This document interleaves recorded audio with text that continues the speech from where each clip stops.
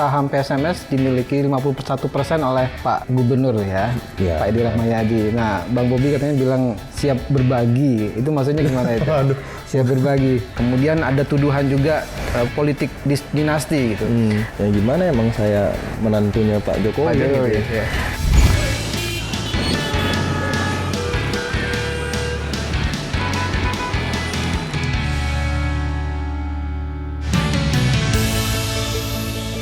Hai Vivanian, saya sekarang lagi di kota Medan. Saya mau bincang-bincang dengan seorang anak Medan. Kalian pasti sudah kenal siapa orang ini. Namanya Bobi Afif Nasution, Wali Kota Medan. Assalamualaikum Bang Bobi. Waalaikumsalam warahmatullahi. Saya lepas masker juga nih Bang ya. Siap. Tadi namanya kurang Bang, koreksi dikit. Muhammad Bobi Afif Nasution. Maaf, Bang Bobi masih suka off-road? Oh, kok tahu juga Bang ya? Masih lah, sekali-sekali. Masih? Sekali-sekali. Itu olahraga ekstrim loh. Apa nggak takut kecelakaan, jatuh, terus apa gitu? Asal nggak masuk jurang aja lah Bang. Kalau kebalik udah ada pernah. Udah pernah? Sudah. Kebalik? Iya. Mobilnya kebalik terus? Ya, orangnya juga kebalik kan dalam mobil. Aman tapi? Aman, alhamdulillah. Ya ampun. Itu di mana itu lokasinya? Waktu itu main di sekitaran Sumatera Utara. Oh. Masuk di apa? Biasanya main kalau nggak di perkebunan sawit yang ada di Sumatera Utara, atau nggak masuk ke hutan yang ada di Sumatera Utara. Trek yang paling ekstrim di mana? Yang pernah dijajal? Banyak sih ya di Sumatera. Sumatera Utara, banyak treknya bagus-bagus, enak-enak. Ada tipikalnya lah, ada yang mau sambil main-main sungai, mandi-mandi sungai ada yang mau dingin, bisa ada, main ke gunung-gunung juga ada. Itu rutin tiap apa? Enggak juga. Enggak ada waktu aja. Rutin misalnya kayak sebulan sekali atau berapa bulan sekali, nggak ada waktu rutin. Kalau lagi pas kosong, lagi pas ada lenggang, ya baru main. Berapa orang, berapa mobil biasanya saat sekali jalan itu? Nggak banyak-banyak, paling 3 mobil, 4 mobil paling itu. Ya. Makin panjang, makin lama Bang di dalam hutannya. Kalau bola hobi nggak? Bola ya lumayan. Bola lumayan hobi karena memang banyak yang minat, banyak yang suka. Jadi tentunya kalau kayak tadi ngajak main off-road, kan nggak semuanya suka main. Jadi orang-orangnya itu aja. Tapi kalau main bola ini, hari ini kita ajak, ngumpulin orangnya cepat. Jadi bisa langsung main kapan saja. Jadi lebih simpel lah, lebih enak. Di luaran sana, saya dengar suara-suara mulai mendorong Bang Bobi untuk mengambil alih PSMS Medan itu. Gimana itu tanggapannya? Gimana ya Bang ya? Ya kemarin kan saya nyampaikan ya, kalau masalah PSMS kita harus duduk sama, berpikir sama, dengan tujuan yang sama. Kenapa saya bilang kayak gitu ya? Karena lihat kondisi hari ini, mungkin orang banyak meminta seperti itu. Mungkin pertama karena kondisi PSMS.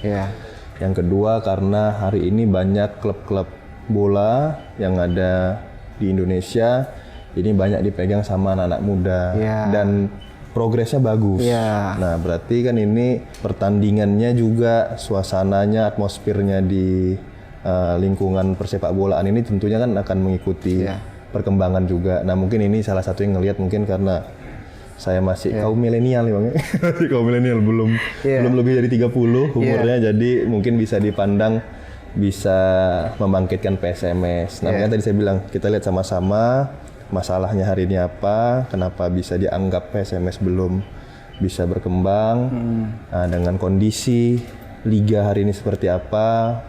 Pertandingan itu kan bukan hanya di dalam lapangan, tapi di luar lapangan. Betul. Nah, itu juga harus bisa dipikirkan. Di luar lapangannya jauh lebih seru. Itu dia, Bang. Makanya itu yang perlu, itu capture yang perlu mungkin dianggap orang-orang yang muda mungkin bisa lebih berkompeten, yang muda mungkin bisa lebih memahami kondisi-kondisi baik di lapangan ataupun di luar lapangan. Gitu. Kalau menurut Bang Bobi apa yang perlu dibenahi dari PSMS itu?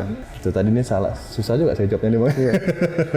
Ya semuanya ya, PSMS saya rasa kalau secara pemain pasti tidak ada pemain yang tidak bagus. Semua pemain, semua atlet itu pasti memiliki konsep bermain yang sudah memiliki standar ya. karena sudah menjadi atlet, cara berlatih, habis itu skema bermain itu pasti sudah memiliki standar atlet lah kita bilang. Nah tadi bagaimana manajemen seseorang ini kan beda dengan manajemen sebuah sistem ataupun alat ataupun robot. Ini kita sistemnya adalah atlet ini manusia. Tadi yang harus bisa kita pastikan bagaimana ketika dia bermain sana di dalam lapangan itu betul-betul fokus pikirannya di lapangan itu untuk memenangkan, bukannya memenangkan dirinya, memenangkan timnya, memenangkan orang-orang yang ada. Walaupun sekarang nggak bisa nonton, tapi dia tahu pasti yang bisa dimenangkan itu adalah semua yang mengharapkan dia menang. Itu supporter, pendukung, habis itu pecinta-pecinta, misalnya dalam hal ini PSMS. Nah itu yang dia bawa dalam hal bertanding, bukan hanya diri dia. Nah itu sih menurut saya pandangan yang paling penting untuk melihat sebuah tim itu saja. Sekarang posisinya saham PSMS dimiliki 51% oleh Pak Gubernur ya, Pak Edi Rahmayadi. Nah, Bang Bobi katanya bilang siap berbagi. Itu maksudnya gimana itu? Siap berbagi, gimana? Ya untuk kan gini, karena sistem sekarang ya Bang ya, ini yang saya tahu sistem sekarang itu kan untuk klub itu harus dipegang oleh PT. Nah, PT-nya ini kan memang sekarang dimiliki oleh Pak Gubernur dan yang lain-lain. Nah tentunya untuk mengelola PSMS ini tentunya harus dulu bisa masuk ke dalam manajemen ataupun pengelolaan dari PT tersebut. Nah cara-cara itu ya tentu tadi saya bilang harus sama-sama kita diskusikan, karena nggak mungkin kayak itu barang milik seseorang kita tiba-tiba mau beli, orang nggak mau jual ya nggak bisa juga Bang. Gitu loh, kayak misalnya aset seseorang mau kita beli, kayak orang yang nggak mau jual juga tentunya nggak akan bisa. Makanya saya bilang ya kalau memang tujuannya kita sama-sama untuk memajukan ya sama-sama kita bincangkan apapun seperti itu ya. Kalau memang harus ada konsekuensi untuk memegang manajemen, harus masuk ke manajemen PT-nya dulu ya, masuk ke pengurusnya ya, ke pengurus PT-nya dulu ya. Itu kita bicarakan sama-sama. Kemarin Pak Gubernur juga secara tersirat mempersilahkan kalau mau berbagi, tapi wanti-wantinya katanya jangan dibawa-bawa ke politik. Itu makanya saya bilang kemarin. Hari ini Pak Gubernur sebagai pemilik PSMS, saya bilang untuk PT yang memiliki PSMS pasti menginginkan PSMS itu berjaya. Saya juga baca beritanya Bang ya. Syaratnya yang penting PSMS berjaya, bisa merubah PSMS dengan kondisi hari ini, tentunya semuanya sama. Makanya apapun yang disampaikan Pak Gubernur itu pasti kebaikannya untuk PSMS, bukan kebaikannya untuk Pak Gubernur pribadi, bukan kebaikannya untuk mungkin dalam hal ini karena ada isu saya yang mau mengambil, bukan untuk kebaikan saya pribadi tapi untuk kebaikan PSMS-nya. Jadi bahasanya bukan mengambil alih tapi berbagi gitu ya? Ya sama-sama dalam arti memajukan PSMS-nya harus sama-sama karena PSMS tadi bukan hanya manajemennya, bukan hanya klubnya, bukan hanya pemainnya, tapi tadi PSMS ini supporternya, pecintanya, nama besarnya, manajemen, semuanya ada dalam situ. Jadi harus benar-benar dipikirkan secara komprehensif semuanya. Ada satu lagi mengenai yang berhubungan dengan PSMS itu tentang infrastruktur stadionnya, Stadion Teladan. Itu katanya tidak layak katanya. Nah, apa itu langkah kedepannya untuk memperbaiki itu? Tentunya sepak bola atau sebuah klub itu nggak terlepas dari, tadi juga saya bilang, di dalam, di luar, dan seluruh klub itu bukan hanya berbicara dengan pemainnya saja, tapi seluruh infrastruktur pendukung. Bagaimana tadi saya bilang latihannya di mana sih kan gitu, mainnya di mana, kandangnya di mana, misalnya seperti itu ya, karena kalau ada mainan tandang, ada kandang atau nah di Medan yang orang selama ini pahami, yang selama ini orang ketahui, PSMS itu erat kaitannya dengan Stadion Teladan. Walaupun sekarang aturannya pemerintah daerah itu tidak boleh langsung menyentuh klub sepak bola lagi karena dipegang sekarang misalnya PSMS itu kita contohin PSMS ya, karena PSMS kan dipegang oleh PT. Nah, jadi sekarang pemerintah daerah tidak boleh lagi masuk ke atau membantu secara langsung PSMS karena dia sudah berbadan PT. Salah nanti kalau pemerintah daerah memberikan campur tangan ke PT ke private. Tapi kami ketahui hal ini perlu kita support dengan infrastrukturnya yang lebih baik. Oleh karena itu di sini kayaknya nggak kelihatan di layar hadir Pak Beni itu bagian perencanaan kita, bagian perencanaan daerah Kota Medan. Kita sudah sampaikan sebisa mungkin Stadion Teladan akan kita perbaiki, baik dari dalam lapangannya ataupun tampilannya ataupun fasilitas-fasilitas lainnya. Keamanannya juga. Katanya tadi malam saya ngobrol itu papan skornya hilang katanya. Itu banyak. Bukan papan skor, kabel-kabel hilang, kabel, lampu, hal-hal yang ya kita anggap kecil itu hilang. Makanya itu tadi olahraga ini juga saya rasa sebagai benteng juga. Sebagai benteng untuk masyarakat Kota Medan, khususnya anak-anak Kota Medan, anak muda, milenial, untuk bisa terhindar, menjauhi dari narkoba. Pasti kan semua punya multiplier effect ya. Kalau olahraganya bisa kita kembangkan, ini pasti masyarakat kita yang terjerat narkoba juga akan semakin kecil karena aktivitasnya bisa diisi dengan hal positif. Ini kadang-kadang banyak bengong, jadi biar asik ngasihin diri sendiri pakai narkoba mungkin seperti itu. Jadi kalau nggak banyak bengong mungkin dengan cara olahraga banyak mungkin aktivitas bisa banyak aktivitas. Di luar sana terutama di media sosial banyak yang mencibir atau meragukan kemampuan Bang Bobi sebagai wali kota Medan. Kemudian ada tuduhan juga politik dinasti gitu. Jadi mau sekeras apapun bekerja masih aja dituding dengan politik dinasti. Bagaimana Bang Bobi menepis itu atau cuekin aja? Ya gimana, emang saya menantunya Pak Jokowi, gitu ya. Ya cuman tinggal lihat pemanfaatannya saja Bang.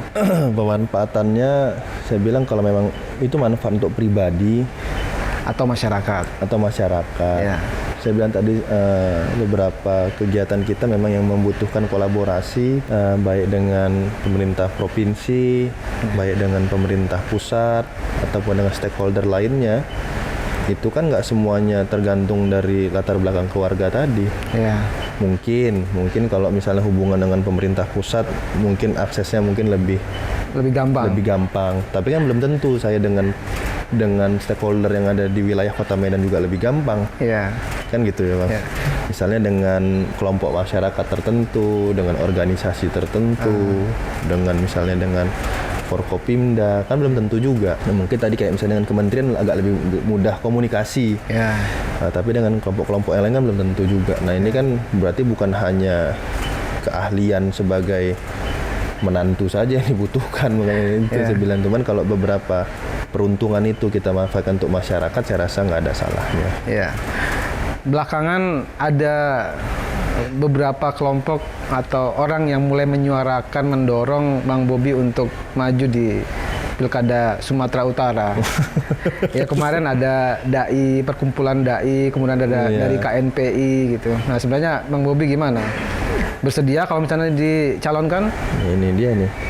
Ya, yang pasti yang kita lihat kan masyarakat kita menilai tadi kan pasti ada yang menilai secara kinerjanya, ada yang baik, ada yang buruk, ada yang kurang, ada yang pas, ada mungkin ada yang lebih.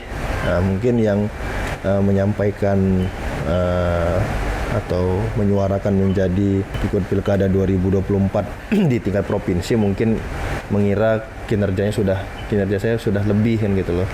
Saya rasa hal ini perlu dilihat juga lagi lah dalam beberapa waktu ke depan, apa kinerja saya sebenarnya sudah betul-betul baik atau belum. Itu nanti bisa dirasakan masyarakat, karena kan nggak mungkin orang menilai itu karena tadi yang bilang ya, karena ada sesuatu dari hal pribadi saja.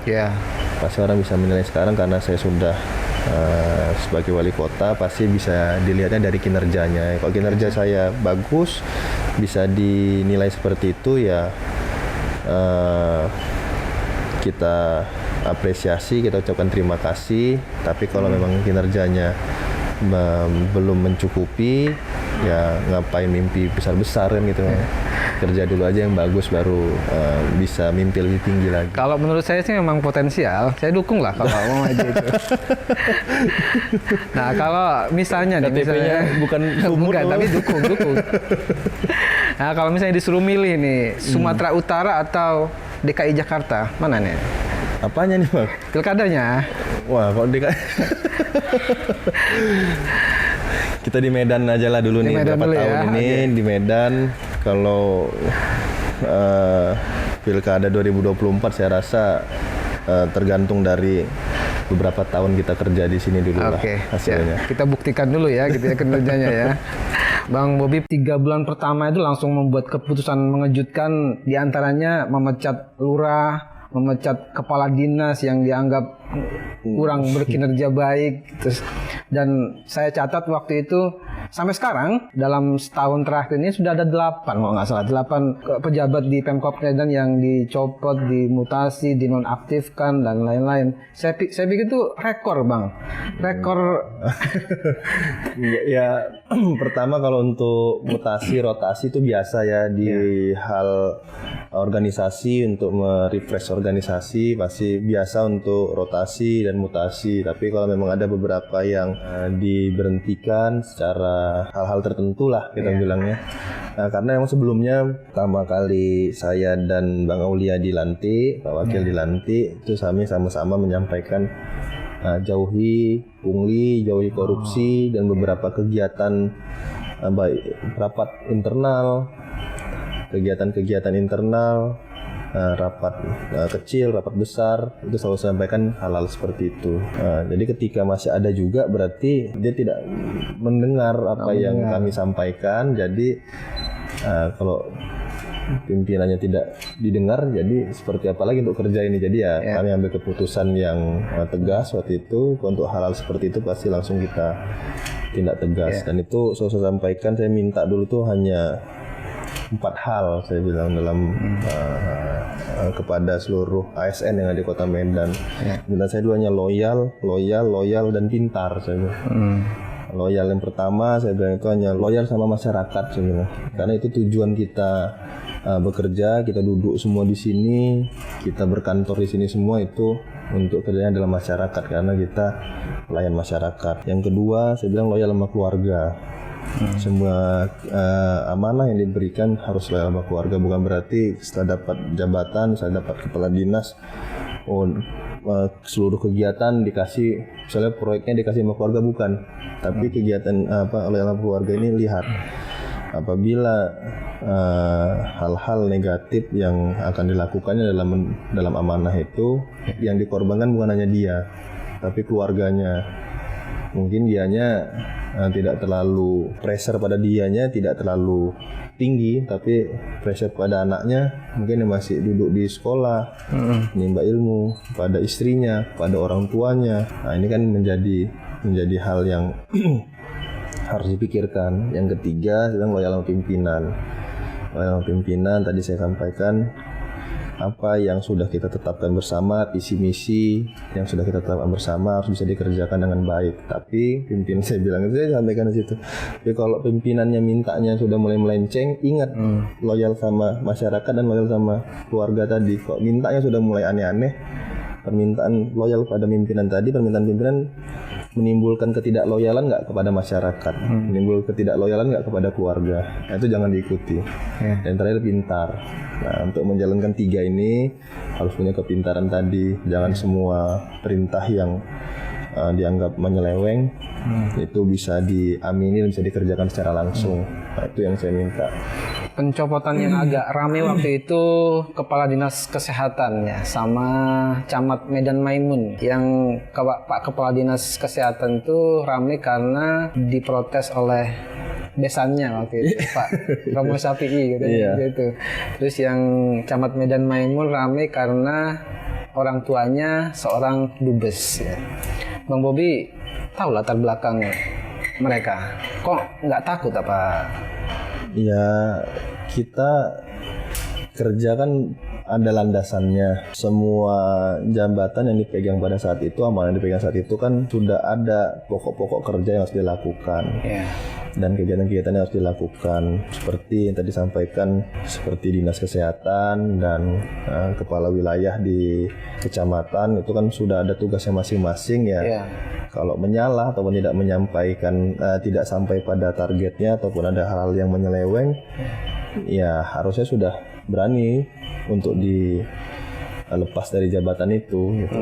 Itu yang saya terapkan bukan hanya orang tuanya siapa, backingnya siapa, tapi semuanya lah, semuanya bukan berarti saya berhentikan si A dengan besannya si B, bukan berarti saya menantang si B, bukan. Tapi apakah si B mendukung misalnya dengan kinerja yang tidak baik, dengan saya memberhentikan si C, misalnya dengan ini adalah orang tuanya, anaknya si D, dengan dia melakukan hal yang tidak semestinya, bukan berarti saya benci si D-nya, bukan karena saya nggak suka sama si D atau ngajak berantem si D, tapi karena kerjaannya yang saya nggak suka ataupun masyarakat yang nggak suka gitu. 3 di antara yang dipecat itu kasusnya pungli.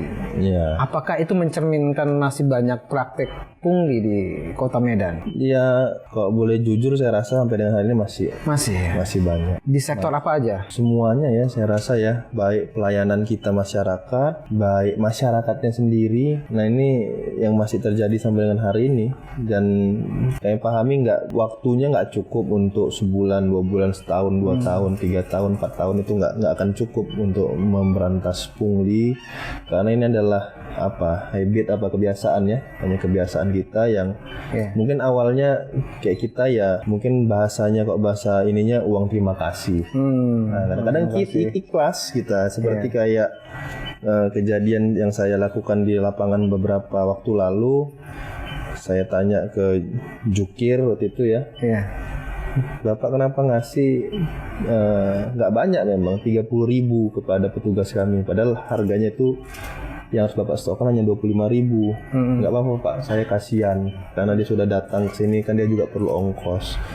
Ya uang capek katanya. Bapak ikhlas memang. Cuman kan itu hal seperti itu nanti menjadikan habit, menjadikan yang tidak baik, walaupun secara tidak langsung dia tidak keberatan, tapi ini menjadikan, itu baru satu titik Bang, kan gitu loh. Titiknya ada berapa banyak gitu loh. Itu hanya dari satu ruas parkir saja misalnya seperti itu, tapi hal ini yang perlu kita sama-sama, baik kita edukasi ke ASN kita dan masyarakat kita juga. Nah, pencopotan yang kepala pejabat-pejabat yang terlibat pungli itu ada dampaknya nggak ke bawah? Yang kita harapkan ada, tapi yang kita inginkan berikutnya adalah yang saya minta kemarin melalui BKD kita, bagian BKD di Kota Medan, itu bagaimana bisa memfollow up hal ini, bukan dalam hal memfollow up besoknya harus dicopot-copot lagi. Namun ada juga pembinaan kepada seluruh ASN kita, apakah pembinaan untuk menjauhi hal-hal pungli tersebut. Nah, karena ini sudah saya sampaikan, tolong dari BKD lakukan kegiatan ataupun program untuk pembinaan biar habit ini bisa hilang. Nah, kita tunggu saja lah ini dari BKD-nya apa kegiatan-kegiatannya, program-programnya. Kalau di medsos waktu itu rame, ada yang mencibir Bang Bobi. Si Raja Tega katanya, udah gitu galak amat, katanya mencopot-copot pejabat-pejabat. Ada juga yang bilang yang nyinyir itu kan karena menantunya Pak Presiden katanya gitu. Nah, sebetulnya gimana? Ada nggak alasan yang seperti itu? Ya banyak juga sih Bang ngomong, tapi saya rasa bukan Raja Tega kok, dalam kan 8 ya. 8 yang saya catat kan. Ya. ASN kita ribuan Bang, 11.000. Tapi itu yang dicopot itu 3 kepala dinas itu. Ya, itu berarti kan kepala dinas kita ada 36. Cuman 3 berarti 10% lah kan. Kalaupun dari yang 8 ASN kita ada 11.000 kan, nggak nyampe, 0,00 berapa persen gitu mungkin. Nah, tapi itu orang menilai kan seperti itu nggak masalah. Yang pasti yang saya sampaikan adalah bagaimana yang mereka lakukan ini efeknya bukan hanya ke wajah Kota Medan, tapi ke pelayanan masyarakat. Nah, kalau misalnya tega, saya bilang tega mana sih kita memperbaiki suatu dinas misalnya tadi dengan cara memberhentikan atau mengganti atau mencopot dengan layanan yang buruk kepada jutaan masyarakat yang ada di Kota Medan ini. Nah, itu kan nggak sebanding lah saya rasa teganya. Ya, 1 dibandingkan 2 juta lebih kan. Harus yang bisa kita pilih yang 2 juta lebih inilah, dan itu 2 juta lebih itu memang adalah masyarakat saya, jadi harus itu yang kita utamakan. kebijakan yang kontroversial dari Bang Bobi kontroversial tentang penerapan e-parking. Oh, Nah, ini e-parking. rame itu sampai kemana-mana itu kabarnya itu diprotes banyak orang katanya gitu.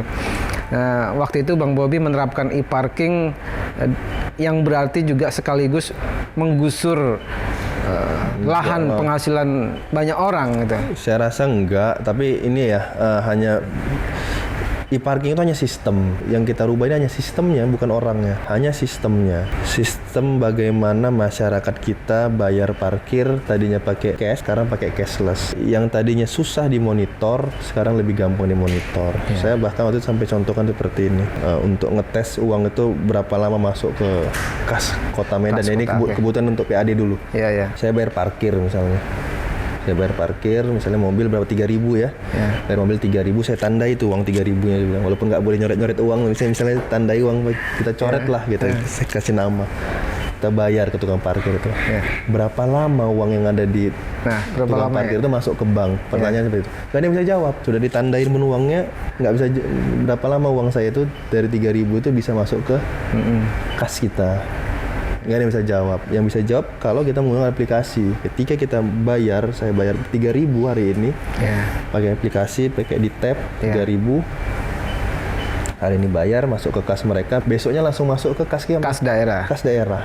Nah, kan itu bisa dijawab langsung. Itu dari kebutuhan kita lah. Jadi masyarakat yang bayar betul-betul bayar pakai cashless, waktu itu pakai e-money ya. Pakai e-money itu di tab itu langsung ketahuan uangnya berapa yang masuk ke kas kita per harinya itu jelas. Nah, itu pertama untuk kemudahan kita di PAD. Yang berikutnya sistem masyarakat tadi yang nggak perlu lagi pakai uang cash yang kalau parkir sore sama malam kadang-kadang beda. Kadang-kadang lebih mahal malam. Berlipat-lipat biasanya. Misalnya kayak tadi 3.000 bayar parkir mobil Bang. Kan nggak mungkin selalu kita ada uang pecahan 2.000 dan 1.000. Misalnya ada uang 5.000. Nah, kadang-kadang ada yang ya terus. Nah, padahal nggak mau ngembaliin. Nah, itu kan berarti tadi ya baliknya mau ikhlas mau tidak ikhlas, tapi itu kan harusnya tidak segitu. Harusnya uangnya itu memang ditetapkan sesuai yang sudah kita buat aturannya. Misalnya 3.000. Itu yang hari ini masih banyak loss itu seperti itu. Nah, waktu itu katanya banyak yang bocor dari sektor parkir ini, retribusi sektor parkir ini. Banyak sekali, Bang. Saya rasa berapa itu per tahunnya? Gini aja Bang, yang bisa saya kasihin gini, sebulan kemarin setelah kita berjalankan pakai e-parking, di ruas yang sudah kita tetapkan itu aja kenaikannya 155%.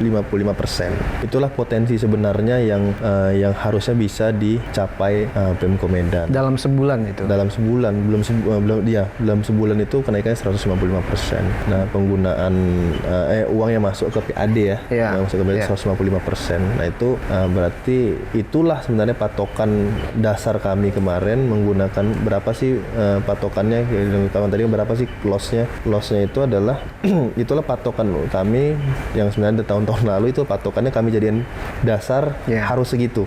Bagaimana caranya ya tadi pakai digital, tadi pakai pembayaran secara cashless. Waktu di launching itu ada 22 titik ya. 22 titik masalah. Nah, sekarang udah berapa titik itu? Kemarin baru, seingat saya tadi kemarin baru pengumuman pemenang. Kan ini kita lelang. Bukan pengelola parkirnya. Tapi pengelolaan untuk sistem pembayarannya itu kita lelang. Jadi misalnya di ruas jalan tertentu itu pengelolanya bisa dari perusahaan A. Pengelolaan pembayarannya bukan pengelolaan parkirnya. Nah, itu 67 titik jalan yang sudah kita gunakan. Baru kemarin pengumuman pemenangannya. Ini mudah-mudahan bisa kita kembangkan lebih banyak lagi karena potensinya lebih sangat baik kalau menggunakan cashless itu. Waktu itu awal-awal diprotes banyak juru parkir manual waktu itu. Nah, katanya waktu itu dijanjikan kalau mau silakan bergabung, nanti akan digaji gitu. Nah, sekarang ada yang mau bergabung? Masih. Makanya tadi saya bilang kami tidak menggusur juru parkir yang lama, enggak. Kami nggak menggusur, cuman juru parkir yang sudah ada di situ kita minta mereka menggunakan sistem. Sistemnya ini kan harus dari kita dong yang nentuin. Masa oknum-oknum, masa apa namanya organisasi-organisasi tertentu yang ngatur sistem parkir kita kayak mana gitu loh. Orangnya tetap sama. Misalnya Bapak A sudah biasa jadi jukir di tempat tersebut. Ya tahu kan Pak, kalau mau tetap jadi jukir, sistemnya kita kasih. Bapak pakai digital, Bapak nggak perlu lagi ngantong-ngantongin uang banyak-banyak, nanti bahaya. Nanti Bapak kami kasih alatnya Bapak pegang, cara pembayarannya hanya pakai kartu, kita edukasi, Bapak kita buatkan akun segala macam, dan Bapak kita kasih bulanan, kita kasih BPJS tenaga kerjaan dan BPJS kesehatan. Selesai, saya bilang. Masih mau nggak? Kalau misalnya nggak mau, loh pertanyaan kenapa kan gitu. Pertanyaan kenapa kok nggak mau? Selama ini ada setoran kan berarti kan? Nah, itu dia ya, hal-hal itu yang saya bilang yang harus sistemnya itu kan, masa yang ngatur oknum-oknum, masa yang ngatur adalah organisasi-organisasi tertentu, ya harus dari pemerintah yang mengatur sistemnya, tinggal masyarakatnya yang ataupun organisasi-organisasi tertentu tadi lah yang mengikuti sistemnya. Silahkan, cuman kalau mau pakai sistem kita silahkan, ayo. Kalau nggak mau pakai sistem kita ya nggak usah di situ kan gitu. Makanya ada kontroversial ataupun nggak sedikit kegaduhan ya itu tadi. Ini kan sebetulnya secara tidak langsung Bang Bobi berhadapan dengan OKP itu gitu. Nah, pastilah di balik layar tuh ada yang protes secara nggak langsung gitu. Gimana protesnya sebenarnya? Ya lihat nggak ada ngapa-ngapain juga ya, nggak apa-apa lah. Saya tanya masih aman-aman semua kan, aman. Yang penting nggak ada ini ya. Yang pasti, tapi yang paling penting bukan hanya OKP-nya. Yang penting tadi mereka ini memanfaatkan nggak? OKP ini memanfaatkan jukir-jukir itu nggak? Ada waktu itu jukir-jukirnya datang ke sini, kita terima mereka, kita kasih pengertian, kita bilang nih sistemnya seperti ini. Kalau nggak seperti ini ya kita nggak bisa mengontrol dengan baik. Kita sudah kasih tawarkan, kita dapatkan bulanan, fee dari apa namanya setiap transaksi juga mereka dapat. Dapat bener. Mereka sudah dapat bulanan, fee dari setiap transaksi, dapat BPJS lagi ya. BPJS tenaga kerjaan, BPJS kesehatan. 4 dapatnya. Nah masa nggak mau juga, jadi siapa yang salah ini saya bilang. Itu yang kita jelaskan dan mereka terima dengan sangat senang. Bahkan mereka pada saat menyampaikan aspirasi tersebut, ya Pak kami mau lah Pak masuk ke e-parking.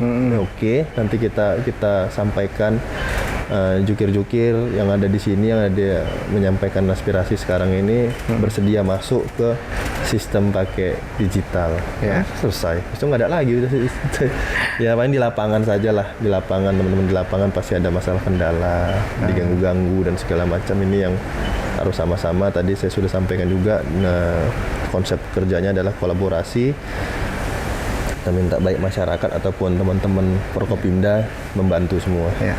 Bang Bobi punya menurut saya satu program yang keren dan ambisius menurut saya, yaitu revitalisasi kawasan Kesawan yang jadi Kesawan City Walk, yang katanya mau dibikin semacam pusat kuliner. Dan saya bilang ambisius karena slogannya The Kitchen of Asia gitu. Nah itu berat kali itu slogannya. Enggak lah, saya rasa enggak terlalu berat. Karena ya banyak yang bilang Medan miniaturnya Indonesia katanya, karena banyak etnis budaya. Saya bilang lebih besar lagi, miniaturnya Asia. Saya bilang kenapa? Karena selain etnis yang ada di Indonesia, kita ada etnis yang mungkin yang ada di Asia, yang mewakili Asia itu ada di Kota Medan. India ada perkampungannya, bahkan Tionghoa kita ada, dari Timur Tengah, dari Arab ada juga di sini, dan itu sangat identik dan keterkaitan erat sekali yang ada di Kota Medan. Selain etnis yang ada di Kota Medan atau yang ada di Sumatera Utara ataupun yang ada yang di Indonesia ya. Kenapa The Kitchen of Asia kok dapur gitu ya? Nah, selama ini kan Medan terkenalnya dengan kulinernya. Tapi konsep kulinernya seperti apa?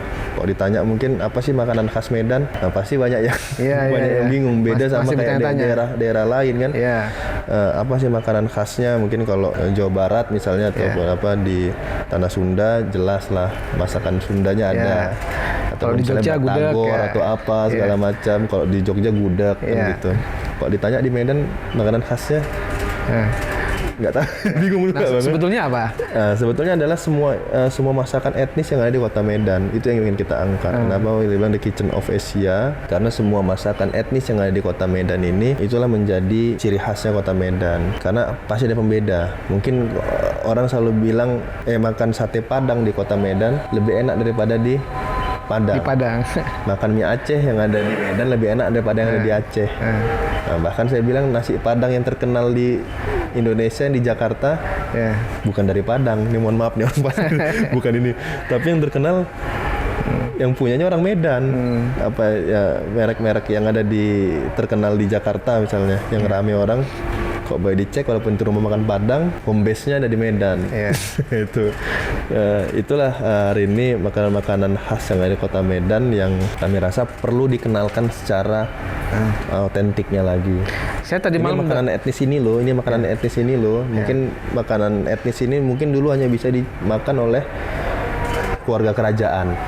Atau makanan ini hanya bisa dikonsumsi ketika hari-hari besar keagamaan misalnya. Namun sekarang udah bisa bebas kita makan itu.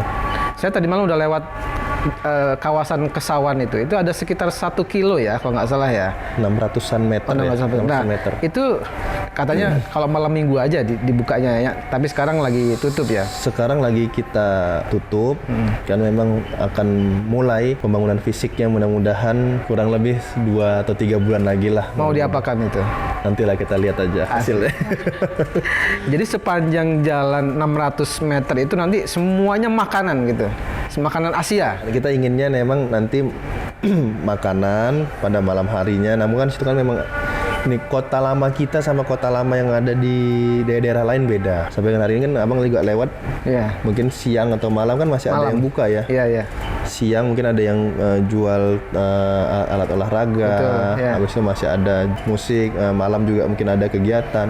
Jadi itu kegiatan yang ada dalam situ memang murni dari masyarakat. Nanti keinginan kami itu bisa kita lakukan kegiatan sesuai dengan yang kita arahkan. Bagaimana dengan peningkatan kuliner UMKM yang ada di wilayah itu. Slogan The Kitchen of Asia ini tergantung juga sama promosinya Bang. Promosinya bakal kayak gimana? Ini kalau udah mencakup Asia berarti kan setidaknya benua Asia ini cakupan promosinya. Haruslah ini ya pastinya tentunya yang sekarang yang ingin kita benahi pertama dari dalamnya dulu ya. Dari fasilitas kita, bagaimana fasilitas kita yang ada slogan The Kitchen of Asia itu betul-betul bisa kita terapkan baik dengan kegiatannya ataupun fasilitasnya. Jadi ketika nanti kita promosikan secara baik, orang datang ke sini nggak semantap itu rupanya misalnya kata orang itu nanti nggak datang lagi. Nah, jadi kita perbaiki dulu. Namun dengan promosi yang ataupun branding yang kita buat lebih baik lagi nanti.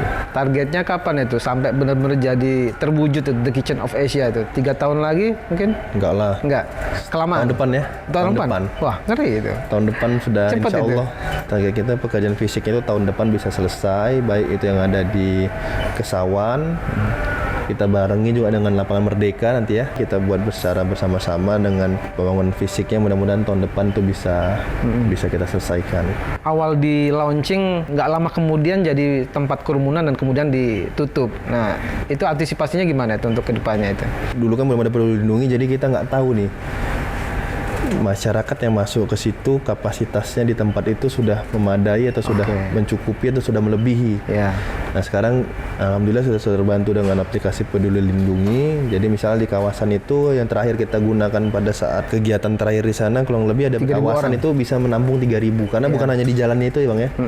Jalan di samping-sampingnya juga. Samping kanan kirinya satu kawasan kurang lebih ada berapa hektar tuh ya? Puluhan hektar ya. Pengalaman 900 hektar itu bisa menampung 3.000 kalau dari Peduli Lindunginya.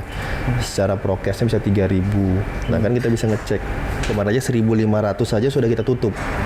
Begitu 1.500 pengunjung masuk ke situ yang belum check out, nggak tahu dan udah entah check in tapi belum check out kan masih terhitung, tutup pintunya, nggak boleh masuk. Nyampe nanti dia berarti nunggu berkurang dulu ya, boleh berkurang masuk. Baru kita kasih masuk lagi. Nah itu yang kita buat. Bukanya hanya waktu itu kita buat hanya malam hari. Malam hari. Tiap malam berarti. Waktu itu tiap malam kita buka. Saya mencatat, saya lihat di berita itu capaian vaksinasi Kota Medan sangat tinggi. 80% untuk dosis pertama dan bahkan 90 ya? sekarang 90. 90. Oh gitu. Dosis pertama 90, dosis kedua 76 ya. Luar biasa. 76. Itu apa rahasianya kok sampai setinggi itu? Untuk ukuran kota besar luar biasa menurut saya itu. Ya, saya ngasih tahu penduduknya dulu ya. Penduduk kita itu ada 2.500.000 lebih. Kalau dari target itu sekitar ada 1,8 juta yang harus divaksin untuk mencapai 100% dari target. Nah, hari ini kita sudah 90% lebih untuk dosis pertama. Ya, kuncinya yang pertama sekali nggak lain nggak bukan yang kita jadikan tagline kita, kolaborasi sama-sama. Baik dengan pemerintah kota sendiri, dengan seluruh stakeholdernya, dengan Forkopimda, TNI, Polri, dan yang paling penting juga komunitas-komunitas masyarakat, lapisan-lapisan masyarakat, dan masyarakat itu sendiri. Kalau kami sendiri, kami rasa hari ini pun belum nyampe 50% kalau hanya Pemko sendiri ya, hanya jajaran kami, karena yang bisa melakukan itu paling hanya Dinas Kesehatan. Habis itu dinas-dinas terkait saja, yang lain nggak bakal mau ngurusinnya, ibaratnya seperti itu ya, karena bukan tupoksinya. Namun kalau kita yang lain seperti vaksinasi kita lakukan baik dengan TNI Polri, misalnya kayak kemarin ada komunitas olahraga yang melakukan, komunitas pemuda, perusahaan-perusahaan, industri-industri, untuk asosiasi pekerja. Nah, itu melakukan vaksinasi yang kami pemerintah teman-teman pasti memfasilitasi. Apapun kegiatan vaksinasi, siapapun yang melakukan, kami pasti akan memfasilitasi. Baik itu dosisnya, baik itu tenaga medisnya, dan fasilitas pendukung lainnya pasti kami fasilitasi. Ini juga berkat kesadaran masyarakat berarti cukup tinggi ya. Ya itu tadi, kalau misalnya hanya Pemkot ya.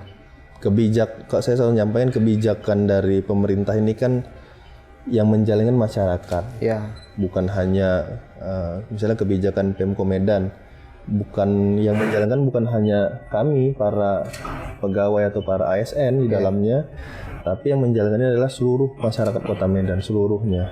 Jadi berhasil tidak berhasilnya ini adalah masyarakat ikut gerak nggak dengan kebijakan ini. Kita ucapkan apresiasi kepada masyarakat Kota Medan, kelompok-kelompok masyarakat, asosiasi itu sangat luar biasa sekali. Kami terbantu sekali dengan itu.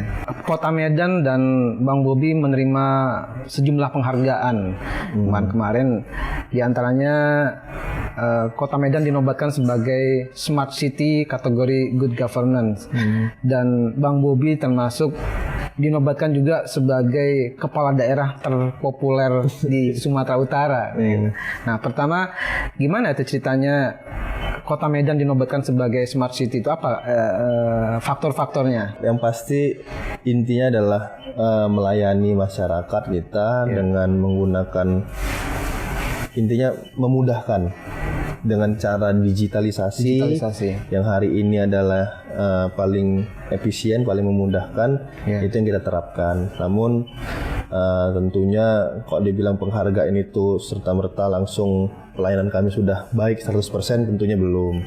Pasti ada beberapa indikator yang menjadikan kami kemarin mendapatkan penghargaan karena mencoba mempermudah masyarakat yang tadinya misalnya harus datang, yang tadinya harus melampirkan surat-suratnya dengan cara manual, sekarang sudah bisa menggunakan digital. Tapi tentunya layanan itu kan terus diperbaiki, bukan karena dengan harga ini terus udah selesai. Kalau bahasa Medannya udah mantap nih, belum. Belum mantap berarti ya. Maksudnya yang bisa bilang mantap nggak mantap itu masyarakat tentunya. Sudah pas belum, sudah benar-benar dimudahkan, tentunya pasti kan ini ada perkembangan, tentu ada perbaikan-perbaikan yang harus terus kita lakukan. Kalau tentang kepala daerah terpopuler itu apa itu penyebabnya? Itu karena kontroversial kayaknya. Ya, Medan kan ibu kota provinsi. Medan ibu kota provinsi Sumatera Utara, tentunya bukan hanya kotanya pasti saya rasa, tapi seluruh perangkat di dalamnya juga pasti menjadi acuan, menjadi sorotan, karena ya seperti kayak COVID saya bilang kayak kemarin ya, di Sumatera Utara yang paling tinggi mana? Medan. Ya. Karena ibu kota, interaksi di dalam kota ini sangat tinggi. Bukan hanya masyarakat kota Medan, tapi masyarakat Sumatera Utara ada di sini. Seluruh kegiatan banyak terpusat pasti di ibu kota provinsi yaitu kota Medan. Jadi mau nggak mau, tentunya kepala daerahnya ini tentunya pasti dibicarakan, pasti banyak dimediakan. Ya terima-terima saja positif dan negatifnya. Ya. Yang negatifnya kok lagi ada isu jelek ya kita. Ini begitu populer ya kita dapat juga kan ada positif dan negatifnya. Tema lain Bang Bobi tentang masalah banjir di Kota Medan. Awal-awal Bang Bobi memimpin Kota Medan langsung dihadapkan dengan masalah banjir waktu itu ya. Dan langsung Bang Bobi mengeksekusi program normalisasi 3 sungai yang menjadi penyebab banjir di Kota Medan. Ada 3 sungai besar sebenarnya, bukan hanya 3 sungai. Ada 12 sungai yang mengelilingi Kota Medan ini. 12 sungai mengelilingi Kota Medan, tapi ada 3 sungai yang secara Biang keladinya lah ya. Iya betul, biang keladi maksudnya Bang ya. Biang keladinya itu Sungai Badera, Sungai Babura dan Sungai Deli, yang dimana dulu memang kalau kita bicara bukan biang keladi lah, biang keladi macam sumber masalah seolah-olah ya. Sebenarnya yang dulunya, kalau kita bicara dulunya itu semua sungai ini betul-betul dimanfaatkan dan benar-benar dijadikan sumber kehidupan lah kita bilang. Kenapa? Karena awalnya Kota Medan berdiri ini juga dari pertemuan sungai Bang, perkampungan pertama. Berarti kan mereka nyari tempat yang dekat dengan sungai, berarti kan sungai ini sumber kehidupan lah pada saat itu. Dan berkembang dengan hari ini seolah sungai ini jadi musuhnya masyarakat, musuhnya manusia, ibaratnya seperti itu sekarang. Padahal tidak. Seperti yang kami lakukan hari ini, mungkin di 3 sungai ini kami akui tidak mungkin 100% banjir bisa dihilangkan. Karena ini permasalahannya juga bukan permasalahan 1-2 tahun, tapi permasalahannya sudah berpuluh-puluh tahun. Kenapa di zaman Bapak ini, di zaman wali kota sekarang, tempat kami yang dulunya nggak pernah banjir sama sekali sekarang tergenang. Yang disalahkan wali kota sekarang. Ya, saya bukan bilang wali kota yang dulu, tapi bukan masalah itu, tapi dilihat juga bagaimana area tersebut bisa menampung air. Biasanya berbanding lurus ya, makin banyak air tergenang, makin banyak pembangunan di wilayah tersebut. Nah ini menjadi salah satu hal yang lumrah, tapi itulah peran pemerintah untuk bisa mengatur itu, bisa mengendalikan itu, bagaimana pembangunan di suatu daerah, di suatu tempat atau suatu wilayah tidak menyebabkan efek samping kepada alam. Nah ini yang kita buat sekarang, bagaimana di Badera, Babura sama Sungai Deli kita manfaatkan sungainya itu benar-benar manfaat aliran untuk airnya itu benar-benar bisa maksimal, bisa optimal, bukan maksimal, bisa optimal sesuai dengan kapasitas sungainya itu sendiri. Karena hari ini banyak kapasitasnya sudah mulai berkurang, baik itu sedimen ataupun ditempati masyarakat. Nah ini yang akan kita coba kembali. Itu yang dimaksud normalisasinya itu. Itu dia. Kita akan coba normalisasi sungai, 3 sungai tersebut. Melalui pemerintah Kota Medan kita sudah siapkan semuanya. Ini saya kasih informasi, tapi bukan saya mau lempar bola. Sungai itu memang wilayahnya sebenarnya adalah milik pemerintah pusat. Karena sungai itu yang boleh kerja ibaratnya itu pemerintah pusat. Kami pemerintah daerah, provinsi ataupun kota tidak boleh menyentuh itu. Namun dalam hal ini kita sudah kolaborasi baik dengan pemerintah provinsi, baik dengan pemerintah pusat. Sudah sama-sama menentukan 3 itu. 3 itu akan kita kerjakan, baik itu tadi normalisasi ataupun sekarang kalau di Medan misalnya khusus Sungai Deli ya, itu ada platway ya. Ada platway, mungkin selama ini orang Medan, masyarakat Medan nanya itu dibuat kanal kering terus. Itu kanalnya sekarang bukan isi air tapi isi rumput. Karena nggak pernah ada air masuk ke situ. Nah kita coba kemarin diskusikan dengan pemerintah pusat melalui Kementerian PUPR agar bisa difungsikan, agar banjir yang ada di Sungai Deli itu bisa lebih teratasi. Namun memang ada kebijakan-kebijakan yang belum bisa secara 100% untuk bisa difungsikan. Namun kita bilang sampaikan di situ, yang penting floodway itu bisa berfungsi. Tapi kalau memang fungsinya itu sudah berjalan dan memang ada sebagian wilayah masih kena banjir, kita lihat wilayah itu memang tempat resapan air, tempat penampung tempat memang wilayah badan sungai atau memang jauh dari wilayah badan sungai. Kalau memang bukan wilayah badan sungai, berarti memang belum terselesaikan masalah banjir. Tapi kalau memang wilayah badan sungai, nah kita susah bilang gitu, karena memang dulunya adalah wilayah sungai, sekarang ditempatin masyarakat. Dulu segini bang, sekarang sungai jadi segini, sisanya segini, jadiin rumah kan. Ini yang perlu kita normalisasi. Nah, yang banjir waktu Oktober itu katanya Bang Bobi bilang 90% itu karena drainase, ya. Betul. Habis itu Dinas PU memperbaiki drainase, tapi sempat ada yang kurang beres gitu. Nah itu kenapa itu? Perencanaannya nggak bagus atau pekerjaannya nggak profesional? Ya kita bilang waktu itu dari drainase karena memang luapan air sungai tidak terlalu tinggi, karena di hulunya waktu itu tidak mengirimkan debit air yang terlalu tinggi. Namun memang air sungai memang agak meluap, tapi tidak menyampaikan genangan ataupun banjir. Nah, namun aliran drainase kita yang ada di perkotaan ini, karena curah hujan waktu itu di Kota Medan sangat tinggi, yang belum banyak. Nanti kok dibilang ada yang belum terkoneksi, gitu. Ada yang elevasinya harusnya sungainya mana ya bang? Harusnya elevasinya begini.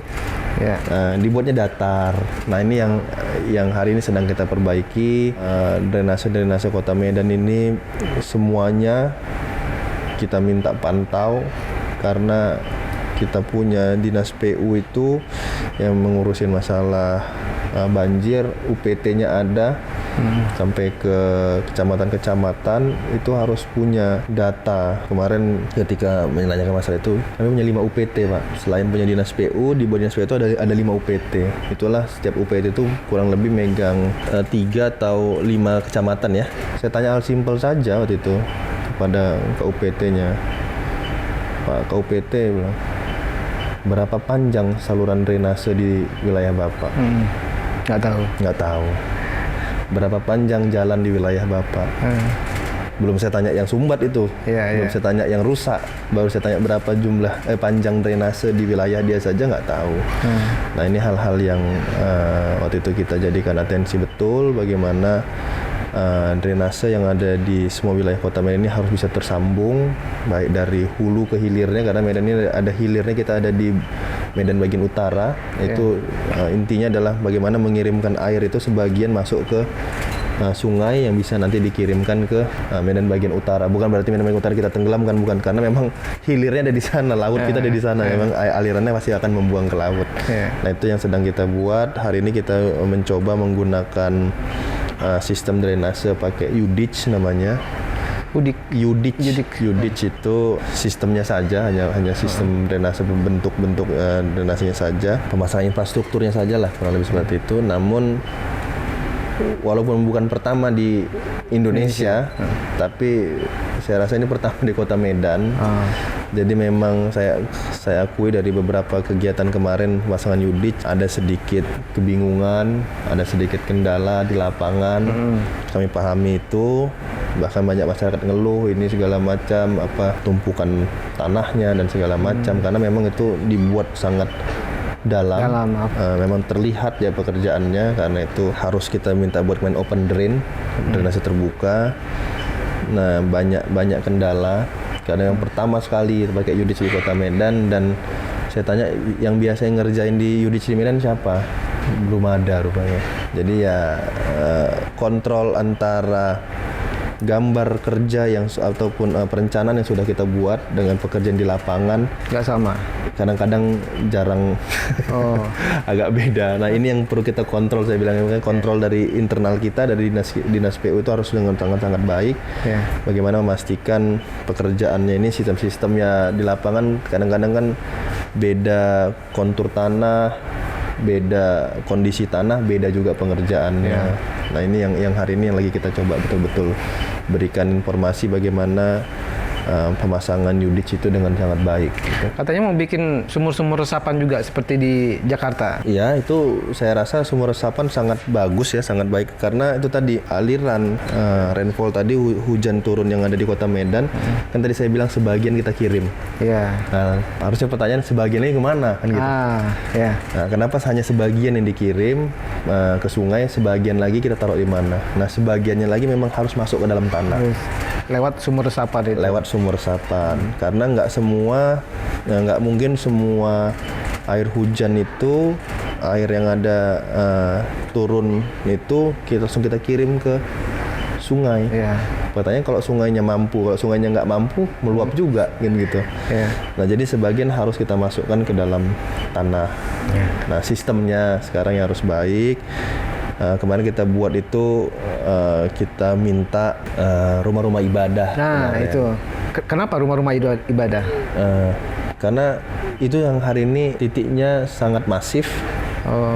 Dan masyarakat pasti akan bisa meniru dengan sangat mudah. Kita masjid saja di sini ada 1.115, gereja itu kurang lebih ada 600-an lebih ya. 600-an lebih, vihara dan yang lain-lain itu ada 100-an lebih. Nah ini saya bilang kok 50%-nya saja sudah bisa menerapkan ini. Contoh masjid aja saya bilang, masjid kita buat seperti itu pasti kan banyak jamaah masjidnya. Yang paling banyak sekarang kan pengajian ibu-ibu. Ibu-ibu setelah pulang ke rumah daripada kegiatan yang nggak ada, daripada bergosip bergunjing, kita bilang bagus buat sumur resapan. Sumur resapan yang ada di rumahnya bisa meniru yang ada di masjid kan gitu. Karena nanti yang di masjid itu kita berikan fasilitas, kita berikan insentif nanti. Nah, ada insentif katanya. Ada insentif. Kita minta kemarin menggunakan dana kelurahan. Kalau misalnya satu masjid akan dapat berapa itu insentifnya? Pembangunan itu kira-kira kurang lebih berapa sih, Pak? 10 jutaan ada ya. Kurang lebih seperti itu ya. Jadi insentifnya sekitar memang itu. Untuk pembangunan itu ya. Jadi bukan kita berikan yang mau bangun kita kasih uang, bukan. Iya. Tapi yang mau bangun kita bangunkan. Nah, kita bangunkan, nanti kita edukasi juga kepada BKM-nya. Misalnya di masjid tadi kepada BKM-nya kita berikan. Karena kan sekarang banyak juga misalnya bangun rumah ibadah. Nah, misalnya baik masjid ataupun gereja di semen semuanya. Langsung buat aliran buang airnya langsung ke drainase. Misalnya kayak contoh kita air wudhu, itu langsung dibuang ke drainase. Dari drainase langsung buang ke sungai. Nah, bagaimana caranya itu air yang ada, minimal air yang ada di dalam wilayah atau komplek masjid ataupun gereja itu nggak keluar semua ke drainase, tapi ada yang diserap ke dalam tanahnya dulu. Itu juga bagus ke depannya, itu bagus untuk kondisi air tanah di wilayah hilirnya. Nah, itu nilai plusnya. Tapi mungkin yang merasakan bukan kita lagi, tapi nanti anak atau cucu kita gitu. Sekarang yang lain Bang Bobi mengenai pengelolaan sampah. Saya cukup apresiatif tuh sama Kota Medan yang mau mengelola sampah dengan bioteknologi. Saya masih awam ini. Ini kayak gimana itu bioteknologi pengelolaan sampah itu? Sebenarnya itu untuk pemanfaatan sampah. Bioteknologi itu kan hanya bagaimana teknologi yang digunakan. Teknologi yang digunakan untuk bisa mengelola sampah itu menjadi hal yang berguna. Nah, yang kita gunakan kemarin itu menggunakan mikroorganisme. Kita masukkan, kita busukkan waktu itu di situ sehingga dia waktu itu menjadi pupuk ya. Jadi pupuk. Kita busukkan pakai campuran mikroorganisme dalam bentuk cairan waktu itu ya. Kita siramkan, kita tunggu kurang lebih, kita tumpuk kurang lebih seminggu. Nanti dia baru dari situ baru kita hancurkan. Dari hancurkan situlah jadi bahan pupuknya. Nah, ini yang sudah kita lakukan, memang kapasitasnya masih kecil, namun ini hal yang bisa kita lakukan salah satunya sambil menunggu beberapa teknologi pengelolaan sampah yang kita ketahui hari ini investasinya sangat tinggi. Efisiensinya juga belum terlalu kita bilang efisien, namun ini harus tetap kita lakukan. Namun menggunakan bioteknya ini itu biayanya sangat tinggi, rendah. Rendah. Sangat rendah dan hasilnya juga sangat bagus. Kemarin hasilnya sudah kita bagikan itu ke teman-teman ke daerah-daerah lain ya. Itu ada pupuk padat, ada pupuk cair, Iya. bisa kita menghasilkan. Dan ini coba akan kita kembangkan lagi. Itu nilai investasinya berapa itu, Bang Bobi? Kemarin masih kayak sampling itu saja, Iya. jadi tidak terlalu besar, dan sampah yang diambil itu dari TPA kita. Iya. Dari TPA yang hari ini sistemnya masih sistem jadul kita bilang, dan sudah tidak diperbolehkan lagi melalui Kementerian KLHK. Oh gitu. Kita masih pakai open dumping, Bang.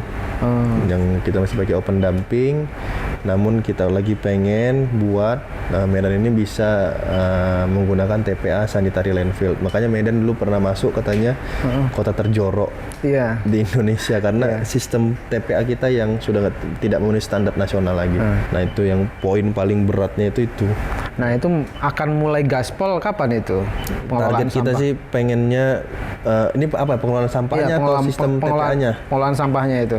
Pengelolaan sampah kita pengen segera. Ada beberapa alternatif untuk sampah ini bisa digunakan. Tadi seperti tadi menjadi pupuk, ada sekarang menjadi bahan baku pembakaran, RDF namanya. RDF namanya itu jadi bahan baku pembakaran yang kemarin alhamdulillah kita sudah berkomunikasi baik dengan PLTU Pangkalan Susu ya. Jadi mereka kan hari ini masih pakai batu bara. Namun ini mau di switch menjadi menggunakan bahan bakar bahan dasarnya dari sampah. Dari sampah itu. Nah, ini lagi sedang kita ini sedang lagi mau lagi di studi, mudah-mudahan berjalan dengan baik. Jadi nanti semua sampah di Kota Medan nggak akan terbuang begitu aja ya. Berarti nanti akan Keinginan diolah. kita seperti itu karena target kita tahun ini yang bisa kita reduksi jumlah sampah yang masuk ke TPA ya, bukan sampahnya. Jumlah sampah yang masuk ke TPA itu target kita pengennya sih bisa tereduksi 25% lah. Jadi masyarakat misalnya kita punya sampah 1 kilo misalnya 25% itu harus bisa diolah. Sisanya 75%-nya lagi baru bisa kita buang ke TPA karena itu untuk meringankan TPA itu sendiri. Itu. Baik, Bang Bobi, terima kasih sudah meluangkan waktu bersama saya dengan di interview, dan sekian Vivanian obrolan saya dengan Muhammad Bobi Afif Nasution, Wali Kota Medan. Simak di interview episode-episode lainnya. Sampai jumpa.